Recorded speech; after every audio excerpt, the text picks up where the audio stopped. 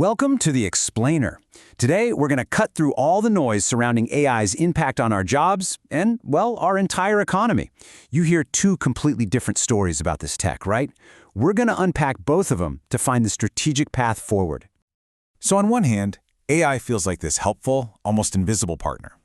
I mean, think about Spotify's AI DJ. It just gets you. It learns your taste, sifts through millions of songs, and builds the perfect vibe just for you. It's smooth, it's personal, and it makes your life better without you ever having to think about the crazy, complex tech humming away in the background. But then you see the other side of the coin.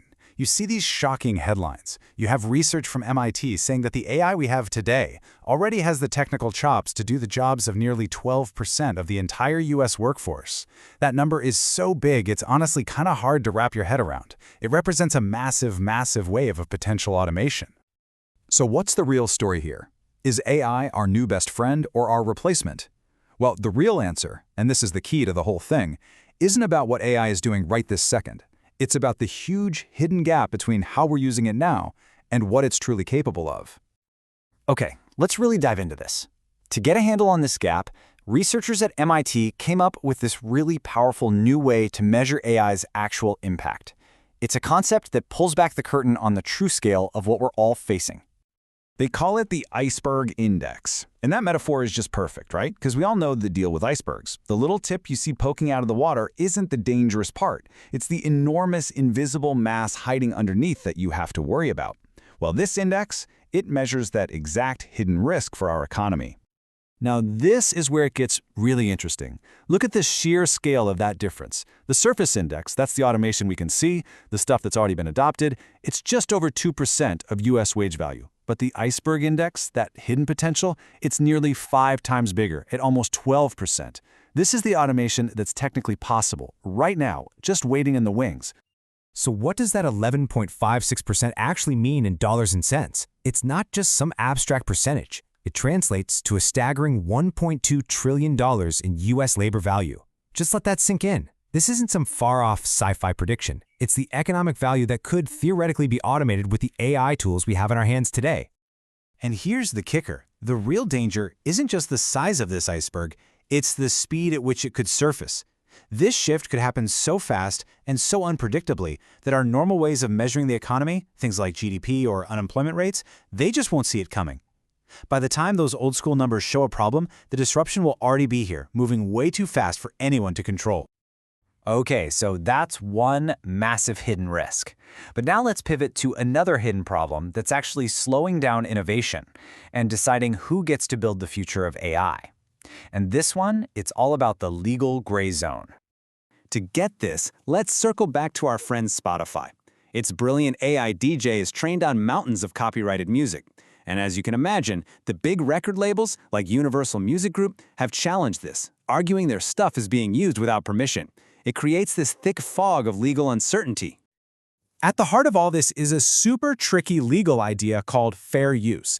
And as you can see, it's not a simple checklist. It's this complicated balancing act. Courts have to weigh all 4 of these things, especially the first one and the last one. Is the AI doing something new and transformative? And is it hurting the market for the original song? These are brand new questions for AI, and that's what creates all the fog. Now for Spotify, their use is probably fair use because the AI is learning patterns, not just making copies for people to listen to. It's transformative. But here's the real problem. Just the risk of a long, crazy expensive lawsuit is enough to scare off any small startup. This legal uncertainty basically builds a wall, making sure that only the big tech giants with billion-dollar legal teams can afford to play in the space. So we have this giant, hidden automation risk and a legal fog that's stifling innovation. It sounds pretty bleak, I know, but there is a very clear path forward. And that brings us to the solution, a blueprint for partnership. First, let's talk about the price. According to McKinsey, we're looking at a potential $2.9 trillion in economic value that AI could unlock, and that's just in the United States. That's the incredible opportunity that's on the table if we play our cards right. But, and this is probably the most important but in this whole explainer, getting that value isn't a given. It's not about just plugging in some AI to slash costs. It's about fundamentally redesigning how we work. The whole goal is to create what you could call skill partnerships, where humans and AI work together, each playing to their strengths, creating way more value than either could on their own.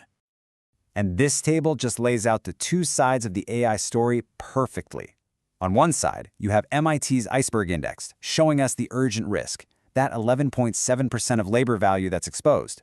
But on the other side, McKinsey gives us the strategic roadmap for capturing a massive opportunity, but only if we focus on transforming work, not just replacing people. So this all builds to the most important question, really. What's the human role in all of this? If AI starts handling more of the routine stuff, what skills do we actually need to be focusing on? Well, the skills of the future are the ones that are deeply human. Get this, demand for AI fluency. That's the ability to strategically manage AI has exploded by 7 times in just 2 years. But beyond that, the skills that are becoming priceless are things AI can't touch. Critical thinking, ethical judgment, solving complex problems, and just good old-fashioned collaboration.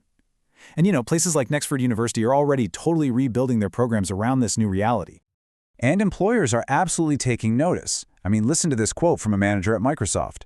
Companies aren't looking for button pushers anymore. They need people who can think strategically about how to use AI, who have those human-centric skills to guide this powerful technology toward creating real, meaningful value. So, at the end of the day, it really all boils down to this choice. We're at a fork in the road. On the left, there's the path of displacement, just reacting, using AI to cut costs, which always leads to job loss. But on the right, there's the path of transformation, being proactive, building partnerships between people and AI to create new value and even better jobs. Look, the future of work isn't going to be determined by a computer chip. It's going to be determined by the strategic choices that we make right now. We have the data, we can see the risk, and we can see the incredible reward. So the question isn't what AI will do to us. The question is, what will we choose to do with it? Which path are we going to build?